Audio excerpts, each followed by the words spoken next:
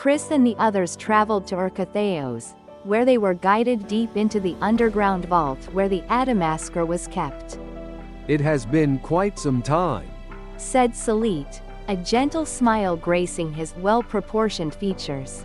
He stood beneath the massive hull of the Adamascur, flanked by 3 attendants, ready to welcome the group. This is Torme. Salit said, introducing one of the 3. He will be your guide to the Haze city. Torme was noticeably shorter than Salit or the other 2 attendants, standing at a height roughly equal to Alandora's, around 170 centimeters. With silky blonde hair and piercing blue eyes, he stepped forward and offered a polite bow upon being introduced. Following the formalities, Elandra introduced Yuri as the newest member of the party. Of course, the high-ranking officials of the central office, like Salit, would have already vetted her, and her profile was surely available through the Oramerus. Elandra's introduction was merely a matter of protocol and respect. With the introductions complete, the party was finally led into the interior of the Adamascur. We are profoundly grateful to you all for accepting this sudden request so graciously. Salit began, bowing deeply as the group was ushered into the reception suite on the uppermost floor of Adamascur. It is truly humbling to rely upon your strength once more, yet I can think of no greater reassurance than having you with us. Salit's gaze swept over the gathered faces, his eyes filled with a solemn intensity before he lowered them in a gesture of sincere gratitude. Then, moving to stand beside the Kutila where Chris and the others were seated, he began his briefing. Now, your first destination will be Nebularium, the oldest of the Haze cities. You should know that the Haze cities are far fewer in number compared to the other 4 great cities, the Underworld, Undersea, Volcanic, and Aerial cities. In total, there are only about 10 such cities in existence. Even at their peak, there were never more than 30. What does he mean, even at their peak? Chris tilted his head, the numbers not quite making sense in his mind. As if sensing his confusion, Salit continued his explanation. The Haze cities are also known by another name, the Phantom cities. They are cities that float upon the sea, yet their forms are perpetually shrouded in light and mist. It is rare for the naked eye of a surface dweller to ever capture them. On the rare occasions they are glimpsed, people on the surface simply dismiss them as mere mirages. Furthermore, these cities are constantly merging and splitting, shifting their shapes and locations at random. This was a deliberate choice, tens of thousands of years ago. The ancient high priests programmed the cities this way specifically to evade the invasion of the dark forces. The 10 primary cities, including Nebularium, never truly vanish, though their terrain and coordinates may change. However, the remaining 20 or so cities exist in a state of flux, constantly appearing and disappearing across the horizon. I see, so that's why Ventus has been so difficult to find, Claire said, nodding slowly as the pieces began to fall into place. That is certainly part of it, Salit replied. However, the primary obstacle has been the sheer lack of information available to us regarding the Haze cities. What do you mean by that? It may not be widely known, but the Haze cities have always been incredibly insular. Salit explained. By design, many areas within them are shielded from our crystal information networks. Consequently, for any region where the details remain a mystery, we've had to gather intelligence from scratch, starting entirely from zero. This isolation is why our progress has been so delayed compared to the other domains. He let out a small, troubled sigh. Under normal circumstances, gaining permission just to enter their borders would be nearly impossible. We are only being granted access now because of a direct mandate from the Galactic Federation. Even so, given their isolationist nature, the local authorities are far from cooperative when it comes to the search for the crystal element. I see. I'd heard the people of the Haze cities were proud, but I had no idea they were that exclusive. Claire remarked, her interest piqued despite herself. I suppose I never gave them much thought before. Salit tucked his chin and gave a small, solemn nod in agreement. By the way, Sana interjected, leaning forward slightly from her seat on the kutila. we heard there are others already on their way. How are we supposed to coordinate with them? Salit turned toward her, nodding with a look of quiet satisfaction at the relevance of her question.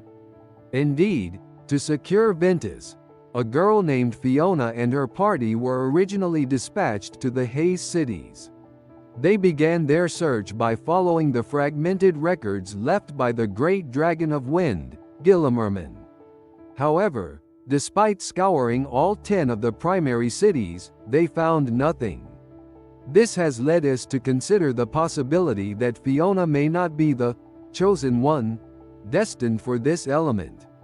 That is why we have requested the presence of those who have already successfully awakened their respective crystals. Is there any chance the dark forces have already snatched it up?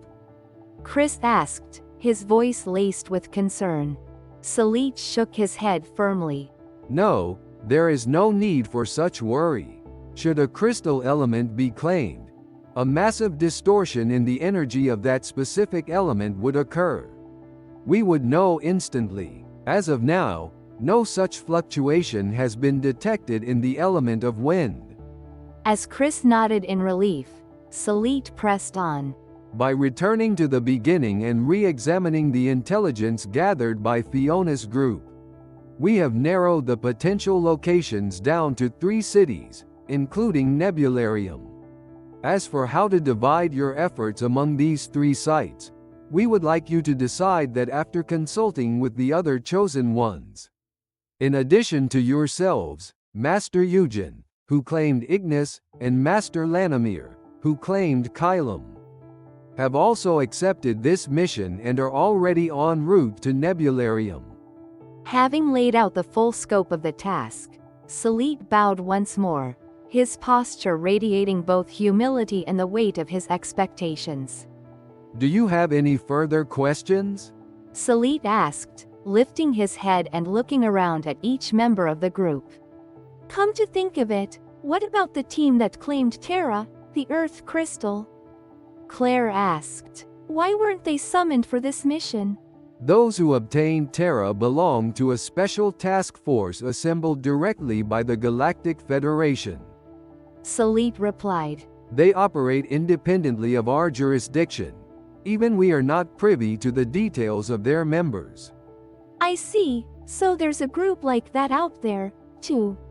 Claire remarked, nodding as she processed the information. Salit turned back to the others. Are there any other questions? Sana raised her hand slightly near her chest. If the location of Ventus has already been narrowed down to 3 cities, is it really necessary to gather so many chosen ones? Even if Fiona isn't the one, you already have 2 others on the way, wouldn't that be enough? Indeed, your logic is sound. Salit agreed with a heavy nod.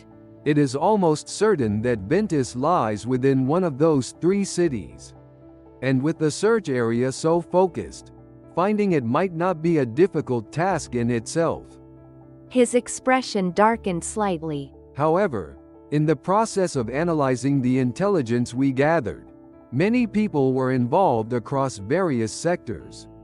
Consequently, there is a possibility that this information has leaked to the forces of darkness. We take the utmost care in handling our data, yet we can never be certain where a leak might occur. If our movements have been compromised, we must secure Ventus before they do. We cannot allow even a single crystal element to fall into their hands. That is a scenario we must avoid at all costs.